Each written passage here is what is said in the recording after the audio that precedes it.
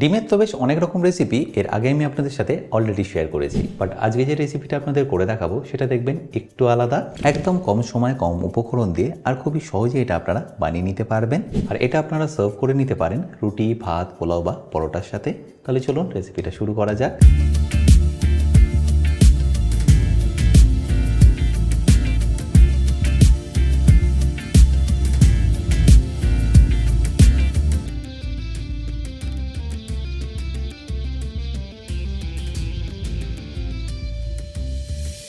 By the way, আমি chef Atanu, আপনারা দেখছেন অতনু রান্নাঘর। আর আজকে আমাদের রেসিপি এগ মশালা কারি। তাহলে ডিমের রেসিপিটা বানানোর জন্য আমি এখানে নিয়ে নিয়েছি 8টা ডিম, যেটাকে আমি আগে থেকেই বয়েল করে কেটে নিয়েছি। এই ডিমটাকে আপনাদের কি করতে হবে সেটা আপনাদের নিশ্চয়ই জানাবো, বাট তার আগে আমি এখানে আপনাদের পেস্ট বানিয়ে দেখাচ্ছি।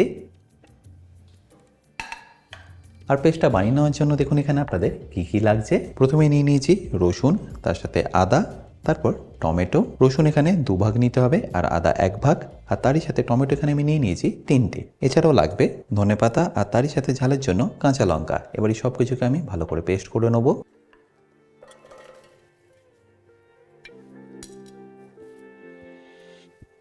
যেহেতু এর মধ্যে টমেটো আছে তাই খুব বেশি জল এখানে আপনাদের দিতে হবে না। 1 কাপ মতো জল দিয়ে এটাকে ভালো করে পেস্ট করে নিন। এবারে গ্রেভিটা বানানোর আগে আমি এখানে ডিমগুলোকে ভেজে নেবো। তার জন্য একটা ফ্রাইং প্যান নিয়ে আমি এখানে গ্যাসটাকে অন করে নিচ্ছি। আর ভাজার জন্য আমি এখানে নিয়ে নিচ্ছি অল্প একটু সাদা তেল।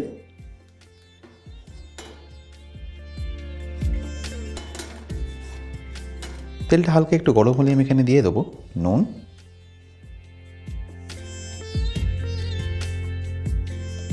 তারই সাথে সামান্য একটু হলুদ গুঁড়ো আর হাফ চা চামচ কাশ্মীরি লঙ্কার গুঁড়ো। তারপর একবার ভালো করে মিশিয়ে নিই। ডিমগুলোকে এখানে একে একে দিয়ে দিন।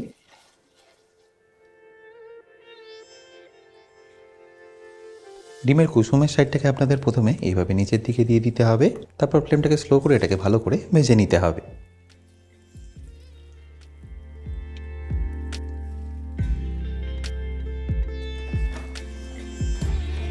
একটু স্লো ফ্লেমে 2 থেকে 3 মিনিট ধরে এটাকে ভালো করে ভেজে নিন। আর যখনই দেখবেন একটু ভালো করে ভাজা হয়ে গেছে তখন পাল্টে নিয়ে অপর দিকটা এটাকে ভালো করে আপনাদের ভেজে নিতে হবে।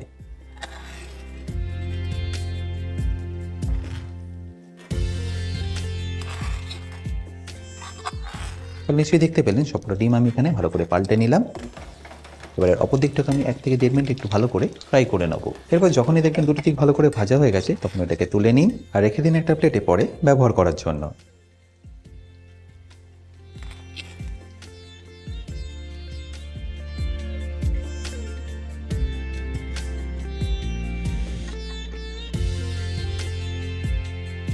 এবার এই একই তেলের মধ্যে আমি এখানে দিয়ে দেবো 3টে শুকনো লঙ্কা আর তারই সাথে 1 চা চামচ গোটা জিরে। ব্যাস, তারপর এটাকে একবার ভালো করে মিশিয়ে নিয়ে দিয়ে দিন এখানে পেঁয়াজ কুচি।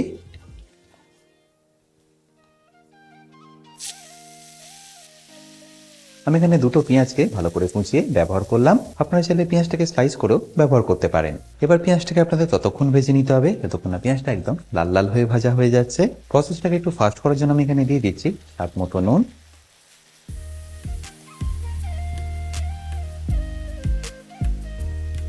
তারপর ফ্লেমটাকে হাই রেখে এটাকে ভালো করে ভেজে নেব।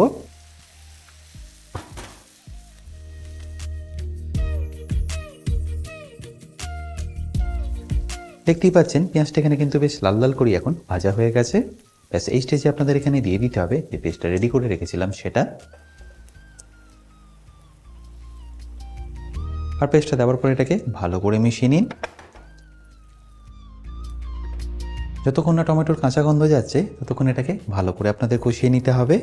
আচ্ছা, এখানে বলে রাখি, আপনারা যারা অতনু রান্নাঘরে ইউটেন্সিলগুলো কিনে নিতে চাইছেন লিঙ্ক আমি ডেসক্রিপশন বক্সে দিয়ে রেখেছি। অ্যামাজন থেকে সেটা আপনারা ইজিলি কিনে নিতে পারবেন। আশা করি নিশ্চয়ই দেখতে পাচ্ছেন মশলা থেকে কিন্তু আস্তে আস্তে বেশ তেলটাও ছেড়ে দিয়েছে আর টমেটোর কাঁচা গন্ধটা একদম চলে গেছে। ব্যাস, এই স্টেজে আপনাদের এখানে দিয়ে দিতে হবে কিছু মশলা। তার মধ্যে প্রথমেই দিয়ে দিচ্ছি 1 চা চামচ কাশ্মীরি লঙ্কার গুঁড়ো, তার সাথে হাফ চা চামচ যাবে হলুদ গুঁড়ো, স্বাদটাকে একটু বাড়িয়ে নেওয়ার জন্য দিয়ে দিচ্ছি ধনে গুঁড়ো। আমি এখানে 1.5 চা চামচ ধনে গুঁড়ো ব্যবহার করলাম। তারপর সবশেষে দিয়ে দেবো হাফ চা চামচ গোলমরিচ গুঁড়ো। ব্যাস, তারপর এটাকেও 1 থেকে 2 মিনিট একটু লো ফ্লেমে ভালো করে মিশিয়ে নেবো। 1 থেকে 2 মিনিটের মধ্যেই দেখবেন মশলাটা একদম পারফেক্টলি কুক হয়ে যাবে।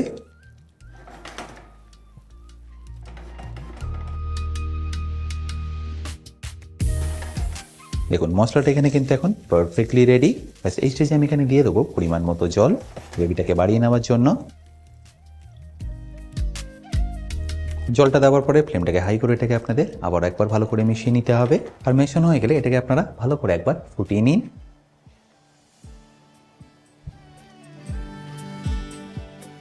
আচ্ছা এই স্টেজে একবার নুনটা কিন্তু অবশ্যই চেক করে নেবেন, যদি কম লাগে তাহলে অ্যাড করে দিন। এরপর যখনই দেখবেন এইভাবে তেলটা ছাড়া শুরু করেছে তখন এখানে ডিমগুলোকে দিয়ে দিন। ডিমটা দেওয়ার পর এটাকে আপনাদের ভালো করে একবার মিশিয়ে নিতে হবে। আর গ্রেভির সাথে একবার ভালো করে ফুটিয়ে নিলেই আপনাদের ডিমের রেসিপি কিন্তু পারফেক্টলি রেডি।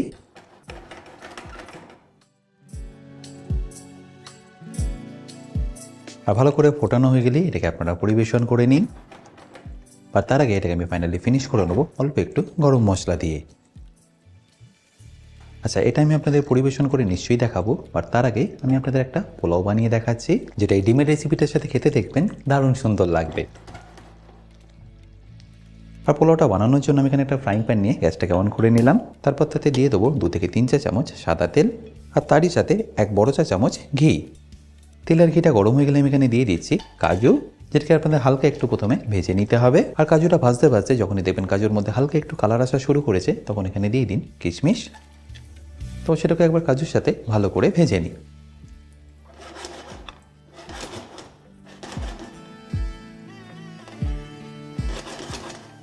দেখুন এখানে কাজু আর কিশমিশটা কিন্তু বেশ ভালোভাবেই এখন ভাজা হয়ে গেছে। ব্যাস এই স্টেজে আপনাদের এখানে দিয়ে দিতে হবে 1/2 চা চামচ আদা রসুন বাটা। তারপর সেটাকে একবার ভালো করে মিশিয়ে নিন। আর এরপর যখনই দেখবেন আদা রসুনের কাঁচা গন্ধটা একদম চলে গেছে তখন এখানে দিয়ে দিন রাইসটা। আমি এখানে বাসমতি রাইস আগে থেকেই কুক করে রেখেছিলাম, সেটাই এখানে পুরোটা দিয়ে দিলাম। তারপর এখানে দিয়ে দেবো স্বাদ মতো নুন, তারই সাথে 1 চা চামচ মতো গুঁড়ো চিনি, আর সবশেষে 1/2 চা চামচ এলাচ গুঁড়ো। তারপর 1/2 চা চামচ গোলাপ জল আর 1 চা চামচ কেওড়া জল দিয়ে এটাকে ভালো করে একবার মিশিয়ে নিন। তাহলে নিশ্চয়ই দেখতে পেলেন এই পোলাওটা বানানো কতটা সিম্পল। ডিমের এই গ্রেভিটার সাথে খেতে দেখবেন এটা দারুণ সুন্দর লাগবে।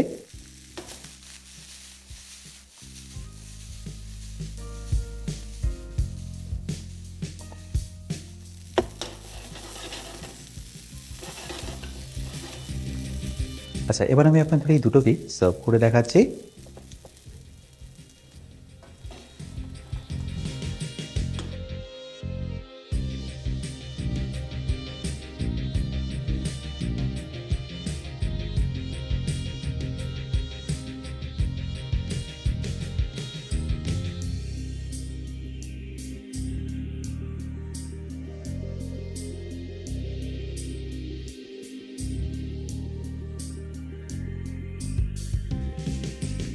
আশা করি সম্পূর্ণ রেসিপিটা আপনাদের নিশ্চয়ই ভালো লাগবে। আর যদি ভালো লেগে থাকে অতি অবশ্যই কিন্তু আমাকে কমেন্টে জানাতে ভুলবেন না। বাই দ্য ওয়ে আমি শেফ অতনু, আপনারা দেখছিলেন অতনু রান্নাঘর। দেখা হচ্ছে আপনাদের সাথে একটা নতুন রেসিপি নিয়ে নেক্সট এপিসোডে। ভালো থাকবেন, সুস্থ থাকবেন।